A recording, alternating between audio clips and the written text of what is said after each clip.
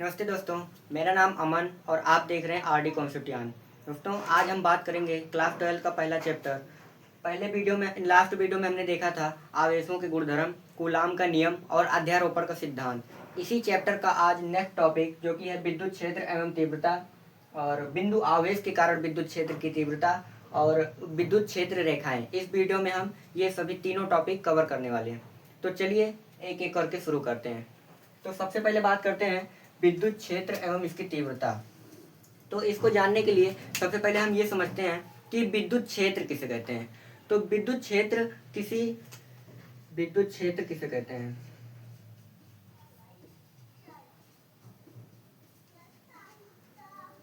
तो विद्युत क्षेत्र किसी आवेश के चारों ओर का वह क्षेत्र होता है जिस पर कोई अन्य आवेश लाने पर वो आवेश बल का अनुभव करे, तो उसी को हम बोलते हैं विद्युत क्षेत्र। जैसे मान लीजिए हम एक क्यों आवेश लेते हैं, तो इसके चारों ओर का सिर्फ वही क्षेत्र जिस पर कोई आवेश लाने पर ये आवेश अगर बल का अनुभव करेगा तो इस क्षेत्र को हम बोलेंगे विद्युत क्षेत्र। जैसे अगर इसका कोई क्षेत्र हो गया, मान लीजिए इतना क्षेत्र है, तो अगर इसके क्षेत्र में कोई आवेश लाएंगे तो इस पर बल अनुभव होगा, चाहे प्रतिकर्षण चाहे आकर्षण। वो उसके आवेश पर डिपेंड करेगा कैसा आवेश है। तो किसी आवेश के चारों ओर का वह क्षेत्र जिस पर कोई अन्य आवेश लाने पर ये आवेश बल का अनुभव करे, तो उसी को हम बोलते हैं विद्युत क्षेत्र। तो विद्युत क्षेत्र किसी आवेश के चारों ओर का एक वो एरिया होता है। तो अगर हम विद्युत क्षेत्र की तीव्रता देखें तो इस चारों ओर का जो क्षेत्र है, इसके आवेश के जो चारों ओर का क्षेत्र है, ये पूरा क्षेत्र, तो इस क्षेत्र की तीव्रता कितनी तेज है, मतलब उसका वो कितना स्ट्रांग है, इसको हम पढ़ेंगे विद्युत क्षेत्र की तीव्रता में। तो चलिए देखते हैं विद्युत क्षेत्र की तीव्रता।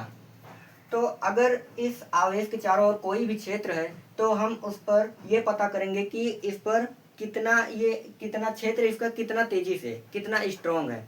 तो इसके लिए हम यहाँ पर एक क्यू नॉट लगा देते हैं, इसे बोलते हैं क्यू नॉट। अगर इस पर कोई बल लग रहा है, मानते हैं एन न्यूटन का इस पर बल लग रहा है, तो हम बोलेंगे कि एन न्यूटन वो एक कूलाम पर बल लगा रहा है, मतलब इस आवेश पर एन न्यूटन का बल क्यू नॉट लगा रहा है। तो इसी को हम बोलते हैं विद्युत क्षेत्र की तीव्रता। इस विद्युत क्षेत्र की तीव्रता को हम ई से लिखते हैं। ई बराबर क्या हो गया, बल का एफ अपॉन क्यू नॉट। इसका फार्मूला हो गया, क्यू नॉट परीक्षण आवेश होता है। इस क्यू नॉट को हम परीक्षण आवेश टेस्ट चार्ज बोलते हैं और ये धन आवेश लिया जाता है। टेस्ट चार्ज इसलिए लिया जाता है क्योंकि इसकी तीव्रता हमें पता चल सके, और ये बहुत ही कमजोर होता है, बहुत कम होता है और इसका प्रभाव बहुत ज़्यादा होता है। इसलिए ये कम होता है क्योंकि इसके फील्ड को ये डिस्टर्ब ना कर सके। अगर ये इसके पास भी आता है तो इसी पर प्रभाव पड़ेगा, इस पर कोई प्रभाव नहीं पड़ेगा क्योंकि ये बहुत कम होता है। तो अगर क्यू नॉट देखें तो ये होता है परीक्षण आवेश।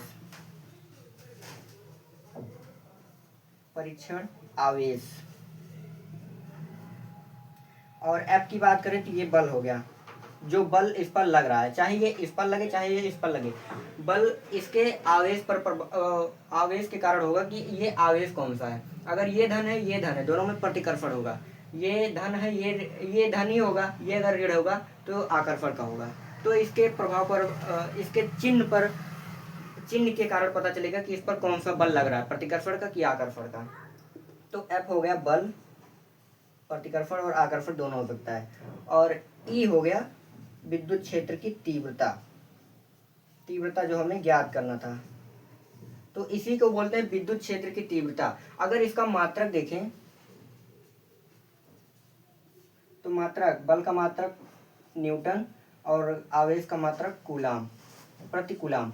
मतलब इसके मात्रक से पता चल रहा है कि विद्युत क्षेत्र की तीव्रता हम किसे कहते हैं। एक कूलाम पर कितना न्यूटन का बल लग रहा है, इसी को हम बोलते हैं विद्युत क्षेत्र की तीव्रता। एक कूलाम आवेश पर जितना न्यूटन का बल लग रहा है उसी को हम बोलते हैं विद्युत क्षेत्र की तीव्रता। जैसे मान लीजिए कि हम 2 कूलाम का एक आवेश लेते हैं और इस पर 10 न्यूटन का एक बल लग रहा है, तो इस फार्मूले की मदद से हम ये पता करेंगे कि एक कूलाम आवेश पर कितना न्यूटन का बल लग रहा है। यही होता है विद्युत क्षेत्र की तीव्रता। तो अगर हम यहाँ से ई निकालना चाहें तो ई का formula F upon Q not होता है। क्यू आवेश हो गया, बल 10 न्यूटन है, अपॉन टू बराबर 5 न्यूटन प्रति कूलाम, मतलब 1 कूलाम पर 5 न्यूटन का बल लग रहा है। तो विद्युत आवेश की क्षेत्र में, विद्युत क्षेत्र की तीव्रता में हम यही देखते हैं कि 1 कूलाम आवेश पर कितना न्यूटन का बल लग रहा है। तो उम्मीद करता हूँ आपको समझ आ गया होगा। विद्युत क्षेत्र किसी आवेश के चारों ओर का क्षेत्र होता है जिस पर कोई अन्य आवेश उस पर बल लगाए, तो उसी को बोलते हैं विद्युत क्षेत्र। और विद्युत क्षेत्र की तीव्रता की बात करें तो वो जो क्षेत्र है वो कितना तेजी से, उसकी तीव्रता कितनी है, इसी चीज को जानने के लिए हम विद्युत क्षेत्र की तीव्रता का इस्तेमाल करते हैं। तो विद्युत क्षेत्र की तीव्रता का फार्मूला ये हो गया, और इसका मात्रक न्यूटन पर कूलाम होता है। इसके मात्रक से ये स्पष्ट है कि 1 कूलाम आवेश पर कितना न्यूटन का बल लग रहा है, इसी को हम बोलते हैं विद्युत क्षेत्र की तीव्रता।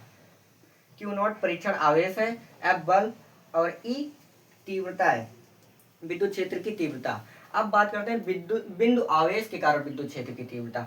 इसी फार्मूले की मदद से हम निकालेंगे बिंदु आवेश के कारण विद्युत क्षेत्र की तीव्रता। तो चलिए उसको देखते हैं।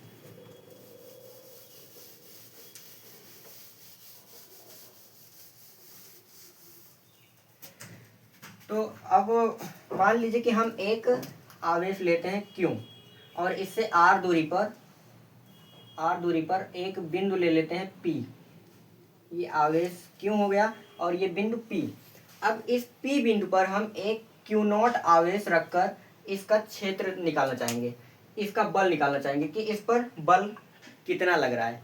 तो इस बल को निकालने के लिए हम कूलाम का प्रयोग कर सकते हैं, कूलाम के नियम का प्रयोग कर सकते हैं, क्योंकि कूलाम का नियम यही बताता है कि दो आवेशों के बीच अगर उनकी दूरी r है तो उनके आवेशों के बीच हम लगने वाला बल को निकाल सकते हैं। तो कूलाम के नियम से क्या हो जाएगा, यहाँ लिखेंगे कूलाम के नियम से, कूलाम नियम से। तो कूलाम नियम से, कूलाम का नियम क्या कहता है, F बराबर के Q1 Q2 अपन R स्क्वायर होता है। लेकिन हम Q1 Q2 ना लेकर ये आवेश Q और Q0 लेंगे, क्योंकि आवेश Q और Q0 है, दो आवेश हम लेते हैं। तो हो गया Q0 अपन R स्क्वायर। अगर विद्युत क्षेत्र की तीव्रता जो थी उसका फार्मूला था E बराबर F अपन Q0, ये हम जानते हैं, अभी अभी हमने देखा Q बराबर F अपन Q0 होता है। तो अगर हम इसे देखें, ये हो गया विद्युत क्षेत्र की तीव्रता।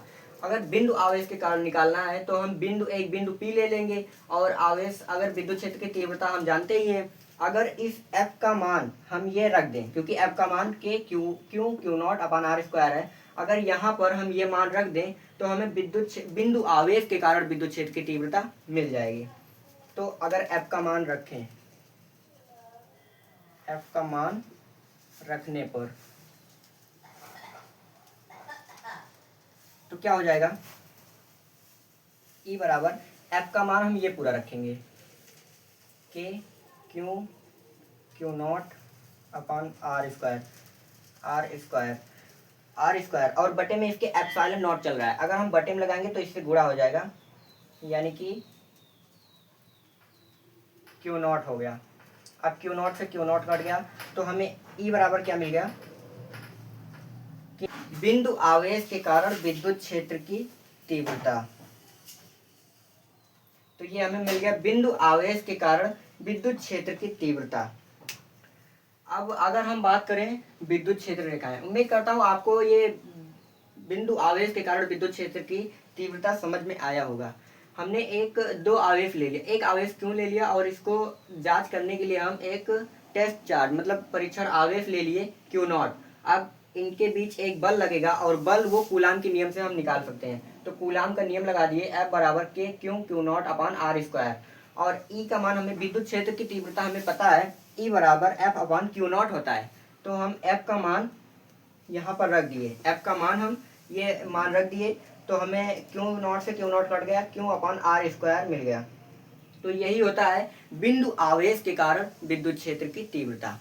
तो अब हम बात करते हैं विद्युत क्षेत्र रेखाएं। विद्युत क्षेत्र रेखाएं क्या होती हैं। तो विद्युत क्षेत्र रेखाएं किसी आवेश के चारों ओर जो फील्ड होता है उसकी दिशा बताने के लिए हम एक काल्पनिक रेखा खींचते हैं और वो रेखा ही हमें बताता है कि दिशा किस तरफ होगी। जैसे मान लीजिए कि ये एक आवेश है और अगर ये प्लस आवेश है तो ये इससे रेखाएं बाहर की ओर निकलेगी। क्यों? क्योंकि अगर ये प्लस चार्ज है, अगर हम क्यू नॉट यहाँ पर लिए हैं तो क्यू नॉट प्लस लिया जाता है, और अगर ये दोनों प्लस प्लस हैं तो मतलब समान आवेश है, ये इसको प्रतिकर्षित करेगा, मतलब ऐसे दूर धकेलेगा। तो इसकी रेखाएं ऐसे हो इसकी दिशा ऐसे हो जाएगी। मतलब इसकी दिशा अगर बाहर की ओर हो गई, क्योंकि अगर इसका फील्ड बाहर, क्षेत्र बाहर की ओर होगा तभी तो ये इसको दूर धकेल पाएगा, और इसको दूर धकेलना ही है क्योंकि प्लस ये भी है प्लस ये भी है, समान आवेश एक दूसरे को प्रतिकर्षित करते हैं। तो अगर ये इसको दूर धकेल रहा है मतलब इसका फील्ड बाहर की ओर है, अगर फील्ड इसका बाहर की ओर है तो इसकी क्षेत्र, इसकी रेखाएं भी बाहर की ओर ही होगी। तो इसलिए हम कहेंगे प्लस क्यू पर रेखाएं बाहर होती हैं, रेखाएं बाहर की ओर होती हैं। क्यों होती हैं समझ आ गया होगा, क्योंकि अगर समान आवेश है तो ये दूर धकेलेगा और इसकी फील्ड बाहर की होगी, अगर फील्ड बाहर होगा, क्षेत्र बाहर होगा तो रेखाएं भी बाहर की ओर ही होगी। लेकिन अगर यही हम माइनस लेते हैं, माइनस क्यों लेते हैं और इधर क्यू नॉट प्लस ही लिया जाता है, तो ये इसको आकर्षित करेगी क्योंकि ये असमान चिन्ह है। तो अगर ये इसको आकर्षित करेगी तो इसकी रेखाएं, इसका फील्ड अंदर की ओर होगा, फील्ड अगर अंदर की ओर होगा तो इसकी रेखाएं भी अंदर की ओर ही होंगी। क्योंकि अगर ये क्यू नॉट है तो फील्ड इसकी अंदर की ओर इसलिए होंगी क्योंकि ये ऋण चार्ज है और ये धन है, और समान आवेश एक दूसरे को आकर्षित करते हैं। तो इसकी जो फील्ड होगा, जो क्षेत्र होगा वो अंदर की ओर होगा, और इसके कारण से इसकी क्षेत्र रेखाएं भी जो होगी वो अंदर की ओर ही होंगी। तो विद्युत क्षेत्र रेखाएं वही होती हैं, विद्युत क्षेत्र रेखाएं एक काल्पनिक रेखाएं होती हैं जो किसी आवेश की क्षेत्र की दिशा को बताती हैं कि किसी आवेश का क्षेत्र जिस तरफ होगा उसकी दिशा भी, उसकी रेखाएं उसी तरफ ही होंगी। तो उम्मीद करता हूँ आपको समझ आया होगा। अब क्षेत्र रेखाओं के कुछ गुणधर्म भी हैं। क्या क्या गुणधर्म है? सबसे पहला गुणधर्म है कि जितना भी क्षेत्र रेखाएं निकलेंगी वो प्लस से निकलेंगी और माइनस पर खत्म हो जाएंगी। क्षेत्र रेखाएं प्लस से निकलती हैं, प्लस से निकलती हैं और माइनस पर खत्म हो जाती हैं, समाप्त हो जाती हैं, माइनस पर समाप्त होती हैं।